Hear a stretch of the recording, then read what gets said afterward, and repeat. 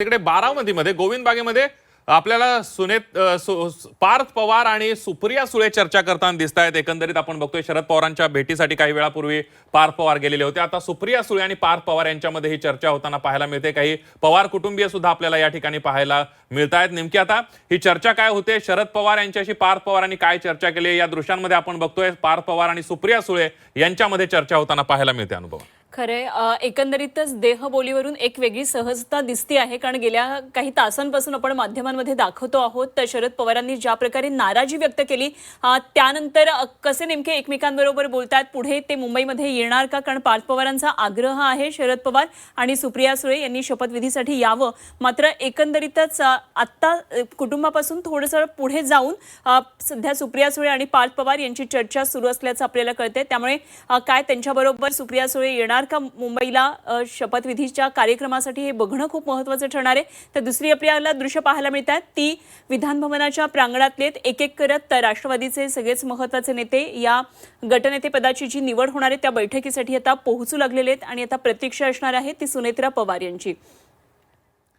आपण बघतोय राष्ट्रवादीचे प्रमुख नेते यायला, ही दृश्य आपण बघतोय। पुन्हा एकदा जाऊयात बारामतीमध्ये गोविंद बागेतले दृश्य आहेत। पार्थ पवार आणि सुप्रिया सुळे यांच्यामध्ये चर्चा झालेली आहे। पुन्हा एकदा घरामध्ये जाताना हे सगळे पवार कुटुंबीय आपल्याला पाहायला मिळत आहेत आणि एकंदरीत आता शरद पवारांचा निर्णय काय असणार हे बघणं सुद्धा तितकंच महत्त्वाचं आहे। कारण एकंदरीत आपण बघितलं तर राजकारण वेगळं आणि कुटुंब वेगळं हे शरद पवार बऱ्याच वेळेला सांगत आलेले आहेत। आजच्या पत्रकार परिषदेमध्ये सुद्धा शरद पवारांनी हेच सांगितलं की कुटुंब म्हणून आम्ही त्यांच्या पाठीशी आहोत, राजकारणाचा काय निर्णय आहे तो त्यांच्या पक्षाचा निर्णय असं शरद पवारांनी सांगितले। त्यामुळे पार्थ पवार ज्यावेळेला शरद पवारांची विनंती करायला किंवा शरद पवारांशी चर्चा करायला गेल्यानंतर शरद पवारांनी नेमकी काय भूमिका त्यांच्यासमोर मांडली हे बघणं सुद्धा तितकंच महत्त्वाचं ठरणार आहे। युगेंद्र पवार आपल्याला या दृश्यांमध्ये पाहायला मिळतात, त्यामुळे संपूर्ण पवार कुटुंब या ठिकाणी एकवटलेलं आहेच आहे आणि यामधल्या काही ज्या महिला सदस्य आहेत पवार कुटुंबातल्या ते आपल्याला आता बाहेर येताना दिसतात। पार्थ पवार यांची गाडी आता निघालेली आहे, त्यांच्या गाडीमधून नेमकं कोण कोण प्रवास करत आहे हे सुद्धा बघणं महत्त्वाचं ठरणार आहे। कारण आज सुनेत्रा पवार इकडे उपमुख्यमंत्री म्हणून शपथ घेणार आहेत, तर या शपथविधीसाठी पार्थ पवार अर्थातच निघतील। ते नेमके कसे येणार आहेत हे सुद्धा बघणं तितकंच बरोबर महत्त्वाचं असेल आणि त्यांच्या बरोबर आणखी पवार कुटुंबातून नेमकं कोण निघतं आहे मुंबईकडे शपथविधीसाठी हेही बघावं लागेल। खरं तर या सगळ्या घडामोडी ही सगळी दृश्य पाहत असताना वारंवार गेल्या काही तासांमध्ये काही लोकांनी जे प्रश्न उपस्थित केलेत काही महत्त्वाच्या राजकीय नेत्यांनी की एवढी घाई कशासाठी, स्वतः सुप्रिया सुळेंनी सुद्धा हीच उद्विग्नता त्यांच्या वक्तव्यातून दिसून आली होती। केवळ नमस्कार करतात, प्रतिक्रिया देत नाहीयेत। पार्थ पवार हे पुढे बसलेले आहेत गाडीमध्ये, त्यामुळे त्यांच्या गाडीत आणखी दुसरं कोणी आहे का आणि ते आता मुंबईकडे रवाना झालेत का हे बघणं खूप महत्त्वाचं ठरणार आहे। 5:30 वाजता उपमुख्यमंत्री पदाचा शपथेचा हा कार्यक्रम इकडे मुंबईमध्ये होणार आहे आणि त्या दृष्टीने आता पार्थ पवार थेट मुंबईकडे येतात का हे आपल्याला पाहायचंय। जसे आपले प्रतिनिधी चंद्रकांत फुंदे मघाशी सांगत होते बाय रोड आता पोहोचणं शक्यच नाही, त्यामुळे आता ते काही प्रायव्हेट चॉपरने किंवा हेलिकॉप्टरने येतात का पाहायचे। ते सुप्रिया सुळे अजूनही गोविंद बागमध्ये, त्याच्यामुळे सुप्रिया सुळे काही मुंबईत येत नाहीत असं सध्या तरी त्यांच्या देहबोलीवरून दिसतंय। तिकडे सध्या अर्थसंकल्पीय अधिवेशन सुरू आहे आणि उद्या अर्थसंकल्प देशाचा मांडला जाणार आहे, त्यामुळे सेशनला मला हजर राहायचं आहे असं आपल्या प्रतिनिधींबरोबर बोलताना त्यांनी सांगितलेलं होतं।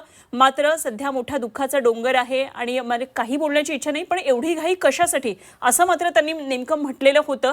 त्यामुळे या वाक्यातली उद्विग्नता एक प्रकारे कळते, त्यामुळे शपथविधी सोहळ्यासाठी त्या येणं तशी शक्यता फारच कमी दिसतेय। अगदी पार्थ पवारांची सुप्रिया सुळेंसोबत काही वेळापूर्वी चर्चा झाली आहे। पार्थ पवार आता शरद पवारांचं निवासस्थान असलेल्या गोविंद बागेतून रवाना झालेले आहेत। आता ते मुंबईकडे निघतात का रवाना होतात का ते बघणं सुद्धा महत्त्वाचं ठरणार आहे। शरद पवार सुप्रिया सुळेंनी शपथविधीला यावं असा पार्थ पवार यांनी आग्रह केलेला होता, मात्र पार्थ पवार सध्या एकटेच शरद पवारांच्या निवासस्थानातून निघालेले आहेत। त्यामुळे नेमकं शरद पवारांनी काय प्रतिक्रिया दिली आहे, काय भूमिका मांडली आहे हे बघणं सुद्धा महत्त्वाचं ठरणार आहे। शरद पवारांची नाराजी दूर होणार काय हे बघणं सुद्धा अतिशय महत्त्वाचं आहे, कारण पवार कुटुंबामध्ये सध्या मानापमान नाट्य पाहायला मिळतंय। पहिल्यांदा शरद पवारांशी चर्चा केली, त्यानंतर सुप्रिया सुळेंशी चर्चा केल्यानंतर आता पार्थ पवार हे तिथून गोविंद बागेतून निघालेले आहेत आणि आता पार्थ पवार शपथविधीला हजर राहण्यासाठी मुंबईला रवाना होतात का हे बघणं सुद्धा तितकंच महत्त्वाचं ठरणार आहे। दुसरीकडे शरद पवारांची पार्थ पवारांची नेमकी चर्चा काय झाली, शरद पवार यांनी आणि सुप्रिया सुळे यांनी शपथविधीला यावं अशा प्रकारचा आग्रह पार्थ पवारांनी केलेला होता, त्यासाठीच ते भेट घेण्यासाठी गेलेले होते। मात्र तिथली नेमकी चर्चा काय झाली, पार्थ पवार ज्यावेळेला गोविंद बागेतून बाहेर येत होते त्यावेळेला माध्यमांनी त्यांच्याशी बोलण्याचा प्रयत्न केला, मात्र कोणतीही प्रतिक्रिया न देता पार्थ पवार तिथून निघून गेलेले आहेत। अगदी आणि हा फक्त प्रश्न आज शपथविधी सोहळ्याला उपस्थित राहणं एवढाच मर्यादित नाही, तर पक्षाची एकूणच पुढची राजकीय वाटचाल कशी असणार हे बघणं महत्त्वाचं ठरणार आहे. एकीकडे 2 राष्ट्रवादी एकत्रित येण्याच्या मुद्द्यावरून बरीच मतांतर दिसतात, वेगवेगळे मतप्रवाह दिसतात. एकाच पक्षातल्या अनेक नेत्यांची वेगवेगळी मतं आपल्याला पाहायला मिळतात आणि याच दृष्टीनं खरं तर हा प्रश्न सध्या उपस्थित होतोय की 2 राष्ट्रवादी एकत्रित येणार का, या संदर्भात बऱ्याच चर्चा झाल्याचं स्वतः जयंत पाटील यांनी सांगितलं. मात्र ही चर्चा फेटाळतात जे राष्ट्रवादीचे अजित पवारांबरोबर असलेले सहकारी, त्यांचे जे महत्त्वाचे नेते आहेत, मंत्री आहेत, त्यांचं मात्र म्हणणं आहे की अशा प्रकारे कुठली चर्चा झालेली नाहीये. त्यामुळे या दृष्टीने सुद्धा महत्त्वाचं आहे.